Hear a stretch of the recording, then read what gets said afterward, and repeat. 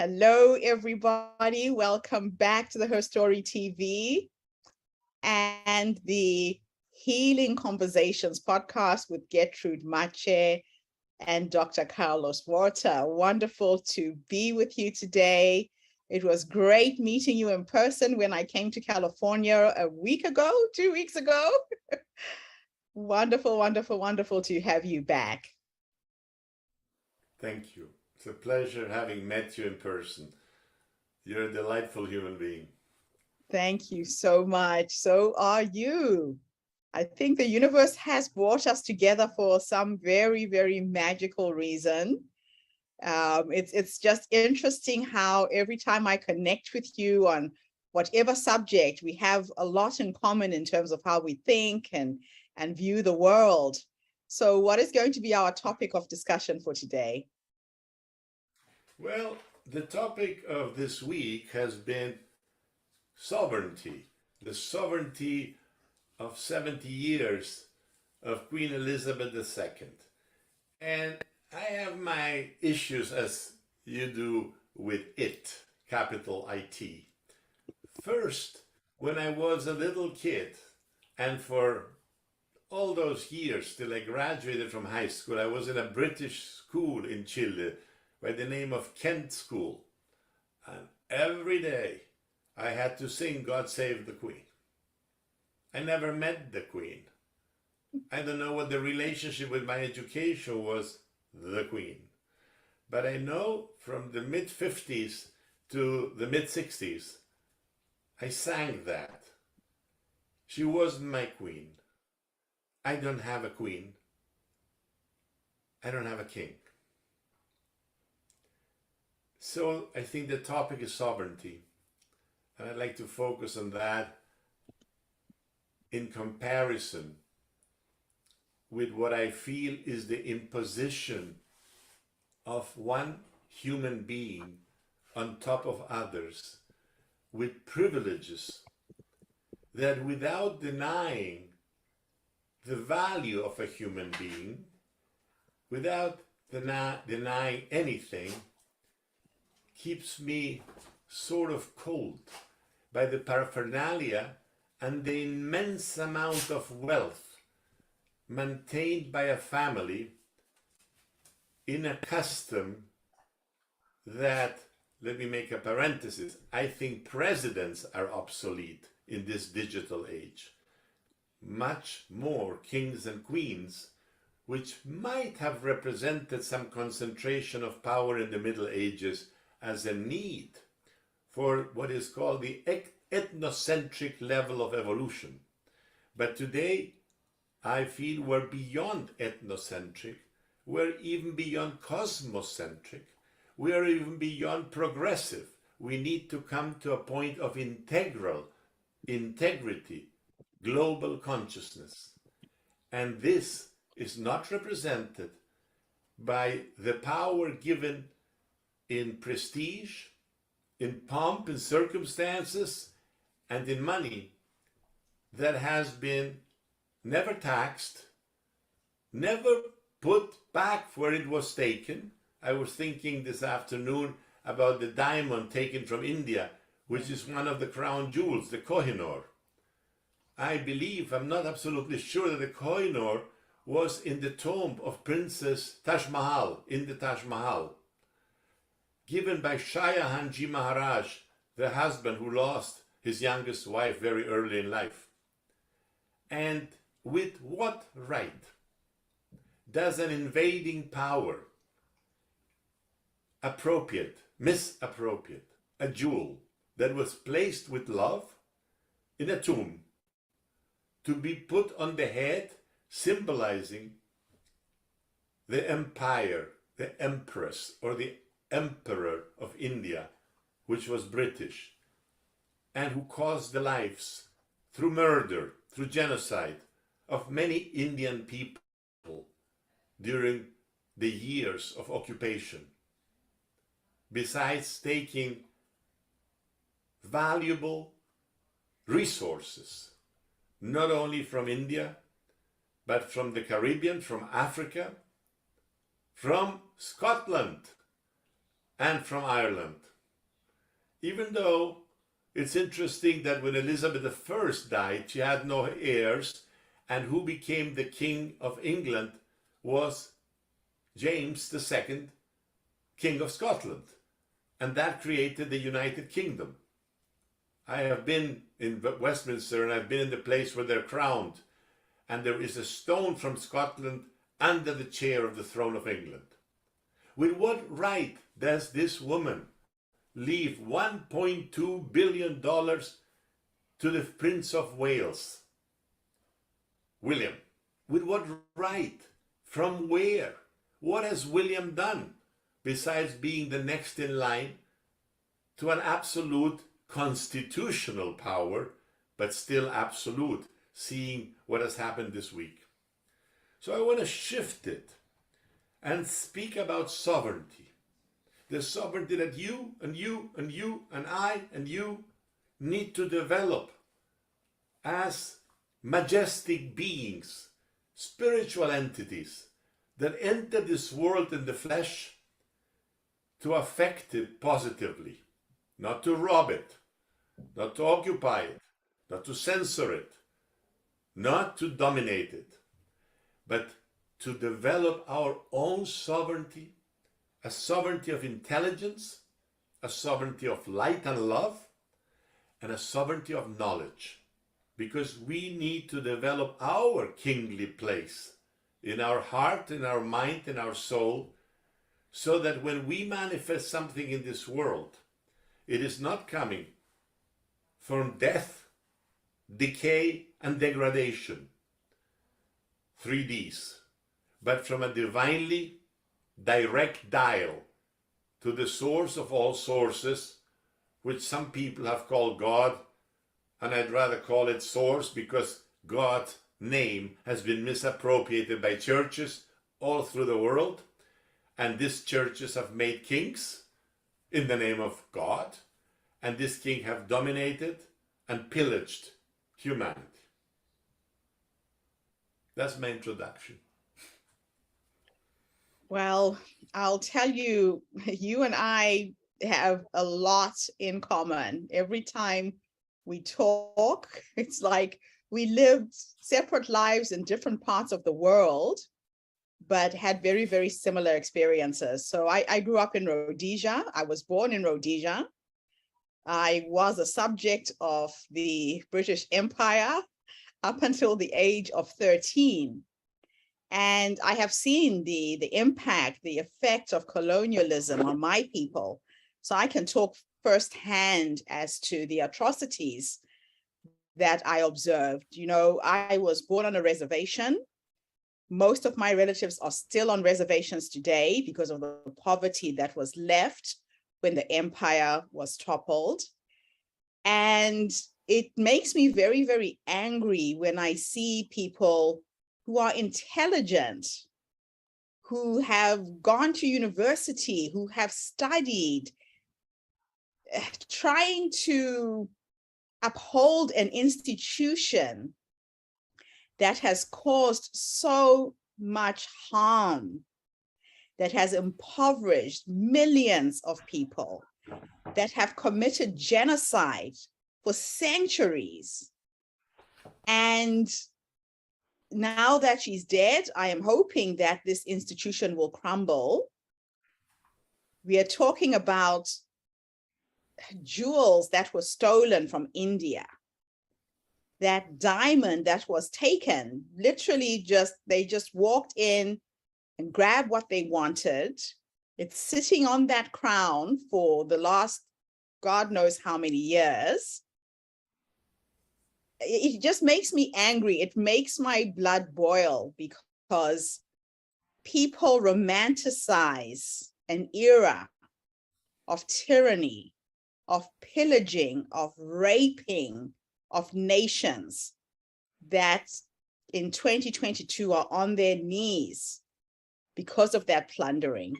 So I grew up singing God Save the Queen.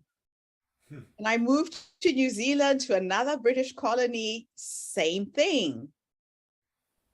So how do we change these institutions? How does the world let go of these old romantic notions where people have forgotten that for there to be a British Empire, it was on the backs of slaves, on the backs of developing countries that are struggling to this day to get on their feet because they were invaded. Their minerals, their gold, their oil, their diamonds were plundered to build the British Empire. This week, the midst of this long funeral that never ends, maybe on September 19 it will end, when she goes into the family crypt. And I have nothing against this particular human being. This is another human being that inherited a power for which she never worked.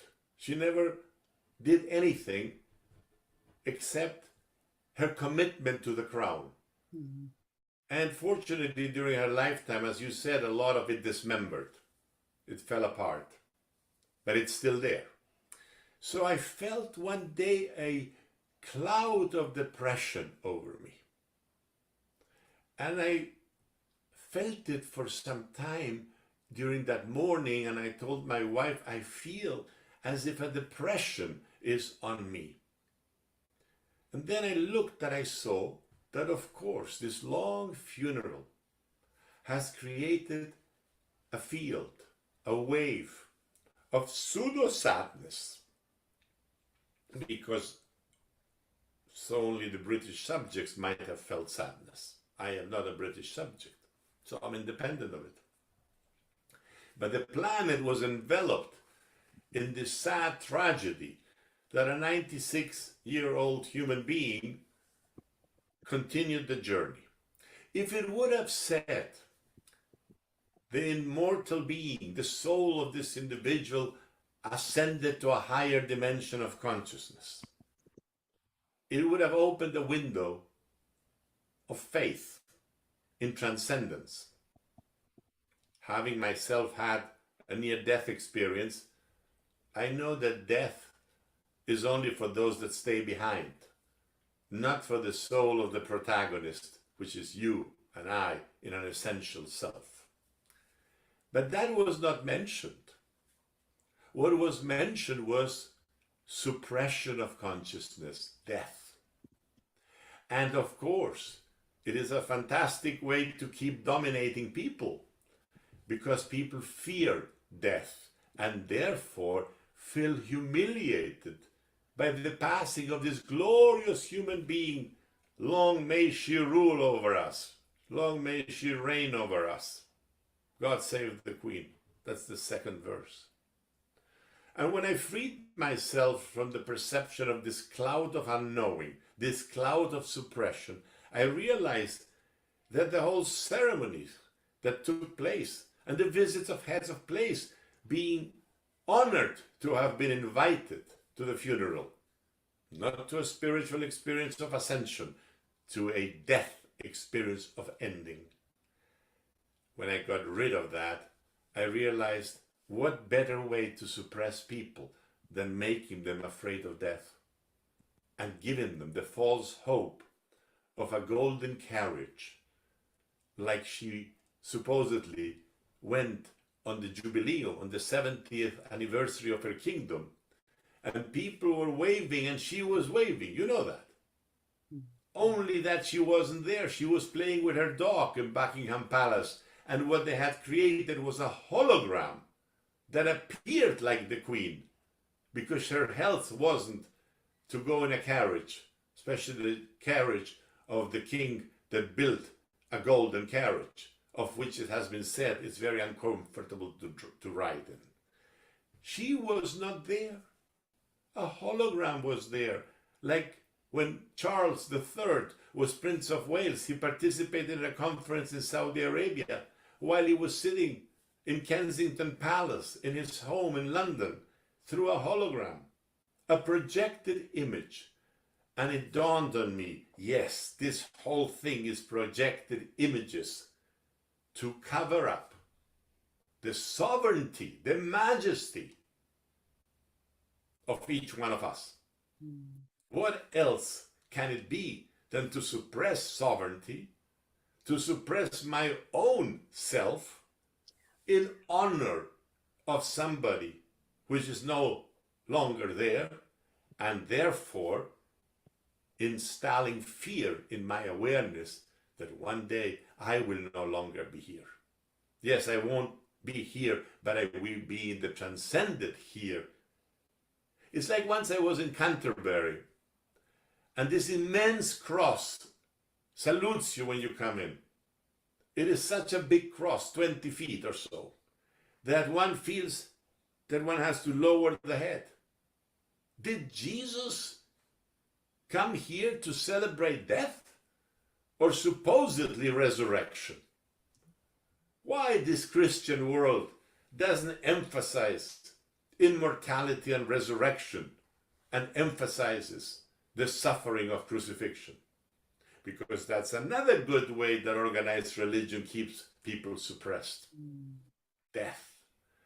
We're so afraid of death. And we're so alien to becoming kings in our own territory. And my whole work has been focused on that, which I call the vital identity. The I am that I am that I am. That Moses seemed to have heard in the burning bush when he asked, "Who should I say to Pharaoh has sent me?" And the answer that he got, maybe he was on psychedelics, that's my postulate. He heard, I am, I was, I will be. I am always. And this I am that is always resides in our hearts of hearts, doesn't reside on a temple, on a church, on a mosque, on a synagogue, on a Gandharva, or anything else.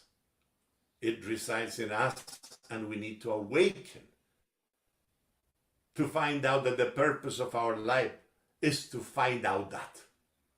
We need to awaken to find out ourselves. We need to awaken to find out that who we are is not the domestication that we have been led to believe that we are. We're like domesticated animals. Because somebody said that blue or green or purple is beautiful, the next generation repeats it like a parrot. Because somebody say, we need monarchy. Why do we need monarchy? Because we have not experienced our kingship. So we need to delegate it in others.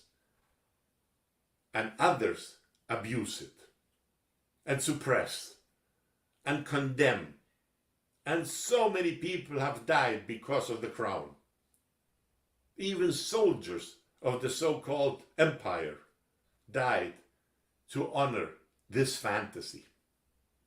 And unfortunately, what I'm seeing is that it's not about to end.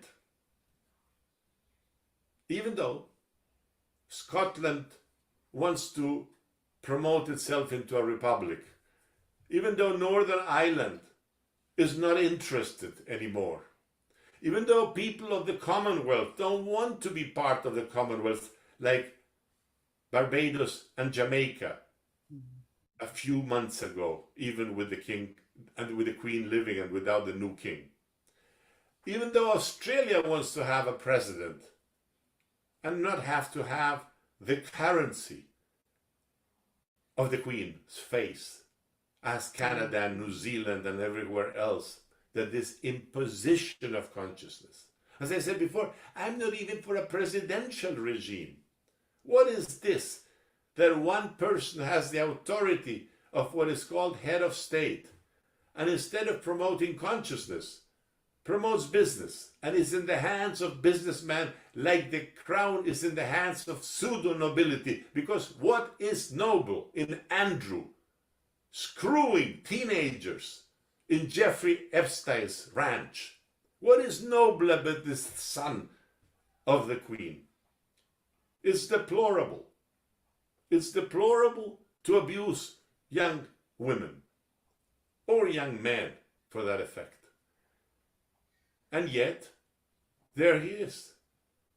He wrote a letter, "Dear Mom, dear Queen, dear Master, forgive me, I'm so ashamed of myself." Why do I need to know that he's ashamed? I'm a psychiatrist. I work with a lot of people who are ashamed, and I try to help them recover the sacred in themselves. But this farce needs to end. This farce of delegating our own, I insist on the word sovereignty, into others. And the need to have that because we don't want to tackle the road of inner awareness. It is too difficult to confront for many our own fears, our own shame, our own guilt, our own suffering, to cross that territory and enter into a kingdom of light within. Wow, you have touched on so many points there. So many points. You know, when we all heard about the Epstein story, it felt like justice would be served, but it was in the media for a little bit. Then it got squashed. Then now it's like it never happened. And these are the atrocities that people in positions of power perpetuate time and time and time again, based on their status, based on where they're from, based on their ability to manipulate the media into making a story as grave and as serious as that disappear. It just vanished. And you're right, we have to claim our own sovereignty. As human beings, it is time for us to take a stake. You know, I remember when Zimbabwe got independence, I was 13 years old. And for the first time in my life, I could walk into a supermarket and pick things off the shelf and go to the counter and pay without waiting for a white person who's in front to be served first. And that was my experience of being a human being, being a person on this planet who deserved to say, I am from Zimbabwe, when the British Rhodesia crumbled in 1980. And the legacy they left has impacted our leaders. They say that hurt people hurt people. When I look at my president, Robert Mugabe, he was a hero to African people when he came into office. He gave free education to children like me who would never have gone to college, would never have experienced higher education. And we kept him in power for too long. He went in and he manipulated the Constitution, made himself the life president, and that became the demise of my beautiful country, Zimbabwe, which is now one of the poorest countries in the world. So what was done by the British, it has been done by our African leaders as well, because they learned from the best of the best, who ruled with intimidation, with fear. And how do we change this paradigm? Well, I work with people in a process that I've called since 1973, a long time ago, psychospiritual integration process. And what do I look at? I look at the conditioning that many times parents, not because they're bad, but because they don't know any better, instill in their children negative emotions.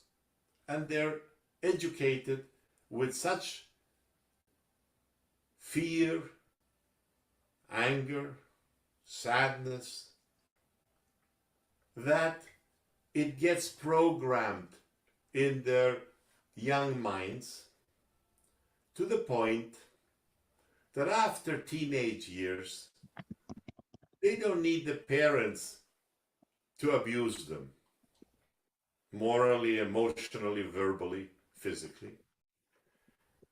They do it automatically through the program that's already been installed in their minds. and the future then looks like the past. And you're describing this through the adventure of colonialism to the adventure of liberation, which never happened, because the subjects of the empire who became powerful presidents all over the so-called colonies, definitely all over Africa, definitely all over Southeast Asia and Indonesia from the Dutch, and other places like South America from the Spaniards. They don't need to torture themselves through the power of the kings. They torture themselves and others as the only way they have learned. Mm-hmm. So what my process is to integrate that, transform it and transmute it, because transform it is changing the aspect of it, but transmutation is the recycling, the reprogramming, so that the future is not the repetition of the past. And when the future is not the repetition of the past, the quintessence of our sovereignty takes place, and our physical age, and our spiritual age, which is eternal, and our emotional age, which has been retarded, and our intellectual age, which has been educated, and our social age, which has been a resonant field of our emotional lack of empathy and kindness. So therefore, we don't care for others. Our social activity is to go get it, not to go give it. Our social activity is exploitation and control. And I have an example of a few moments ago in which I saw a text of one of my students, or would-be students, better said, which asked me for, quote, tips to find the purpose of his life. Little does he know that he doesn't have his life, that the only process going on here is life. And if you want selfishly to find the purpose of your own life, you've already missed the point of what the purpose of life is, which is that connectedness, that service, that love that I experienced not far away, yesterday, in a small town in New Mexico where I got sick and where I was treated by people with the utmost love, care, respect, responsibility, and kindness, having also in the small little Holy Cross hospital in the middle of nowhere, Ritter in the middle of nowhere but at 7,000 feet, that affected me tremendously. I am not a citizen of the Himalayas anymore. I am a citizen of sea level at the most. And they got me well. And imagine this, the ambulance that took me from the lobby of a hotel, not where I was staying, but where I was collapsing, to the hospital, was the same ambulance, which using their sirens, took me to the airport so I could take a plane back. And it was the same stewardess that took me from San Diego to New Mexico, that took me back, and I am well today. That kindness is majesty. That kindness is glory. That kindness is humanity. And that is what we need to further more and more. Each one, when we wake up, then we show up in a different way. But my purpose is not my purpose. It's life's purpose. I am a subject of the majesty of life.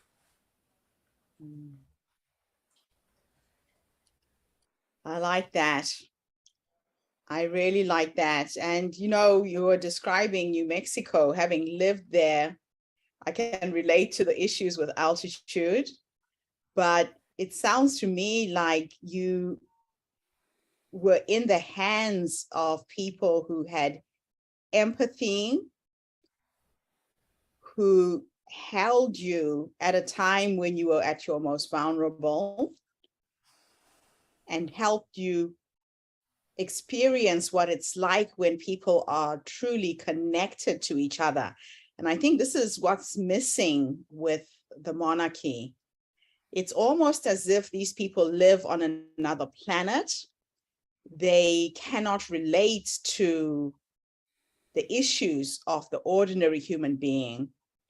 I posted something on LinkedIn day before yesterday.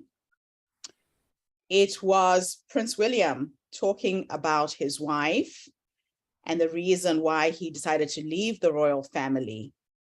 Prince Harry. Prince Harry. And the flack that he has received from the British people, from his own family, it's shocking how people will put an institution ahead of another human life. He left because his wife was on the verge of committing suicide. And I really honor this young man because he saw this happening to his mother, how she was hounded by the press, how she died in that horrific accident when he was a child. Or was killed. Or was killed, exactly. But what I admire about him is he is the first person who walked away from all of that money, all of that wealth. I think because he realized that it does not buy you happiness. It certainly didn't buy his parents happiness. And he had his priorities in the right place. On the other hand, he was made to walk away because in a racist family, he dared to marry an African-American woman. That not only was she a commoner, but she also was an actress, which for these people, exhibitionism is a bad thing. But she was black. It was asked, I heard, so I don't know, what color will the children be amongst the royals? That question in 2022 is an obsolete question. Race, creed, color, sexual orientation, all coined as false identification of this magnificent human being that each of one is, and used for degradation. That's when I said death, decay, and degradation. The focus is on death, so we're all afraid of death. So we need to create the illusion of eternal people outside of ourselves. Long may she rule over us. Why should she rule over me? What relationship do we have with her? Am I less than her? Are we less than her that she may rule over us? This other insane autocrat, and we have a lot of them in Russia, in China, in Hungary. We had them in Philippines. We had them in Chile and Argentina and Brazil during the dictatorships. And we have the would-be autocrat, which is doing everything possible to return and be president again of the United States. And people support it because they can't dive deep to find our autonomy, our spiritual autonomy. It makes me not mellow, precisely, to be able to speak about this, because I find it a waste of life. Like being asked for tips to find my purpose. Tips. Tips to run better a career that definitely ends in the cemetery. Because my life doesn't continue, but life continues. I bear witness to life and light that continues. But definitely my body-mind, my body-mind heritage, my body-mind location on the planet, that ends. And I smile because it's wonderful that it ends, because it basically causes separation. And this separation is manifested in the lack of the I-thou relationship that ends up in wars, because we're different and therefore only one has the right to exist. When we overcome that the other is myself, when we overcome and see that the other is myself, we don't spend $1 trillion per rich country in weapons of mass destruction, which we go and invade other places because they have them, but we forget that we have them too, not only as weapons that are physical, but as weapons that are mental. We need to stop this. I need to stop it deeper. You need to stop it deeper. And everybody listening, if anybody is listening, need to stop it deeper. Challenging times. So where do we go from here as humanity? How do we change this paradigm and create a new paradigm where there's equity and fairness? I know it has to start at the changing of our minds. Is there hope? No. Where hope lies, there truth dies, keeping the promise of life forever. We don't need the promise of life. We need to live our life. We don't need to have hope. We need to do the transformation of consciousness so that the things that we're trying to achieve clear up in the process of living, so that we can transmute ourselves into the spiritual entities that we are. And that might mean looking at our genetics, at our epigenetics, our biome, our microbiome, and our virome. Because we are not just the DNA that came from a previous generation. We are a homeostatic system that includes billions of microbes that constitute our persona. And when we begin to transmute, not transform, but transmute the genetic entity that we carry, and it has been said that 30% of our DNA has a function and 70% has been called junk DNA, and then it diminished to 30% and 70% the other way around.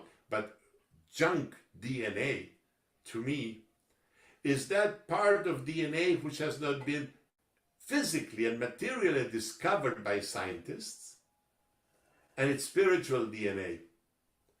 We have to activate our spiritual DNA. And how do we do that? We keep holy company so we can reinforce this. We concentrate, inspired, and contemplate and meditate within. And that's not thinking. That is not repeating a mantra.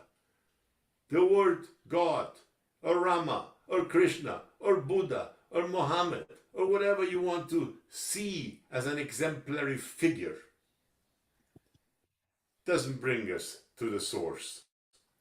Like me saying rich, rich, rich, rich doesn't make me rich. It's only a mantra. It's only a repetition. We need to dive inside and cross the conditioning that is physical and spiritual, because organized kingdoms and organized religion are the same. Popes had crowns as big as the crown of England.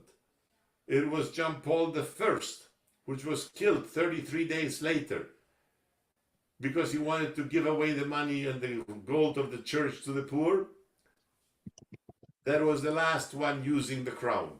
Neither St. John Paul II, with whom I had a personal connection and relationship, personal, nor Francis of Argentina, who I don't know personally, but I know of his paths during the dictatorship and how many people he covered from the brutal assassination of the rulers.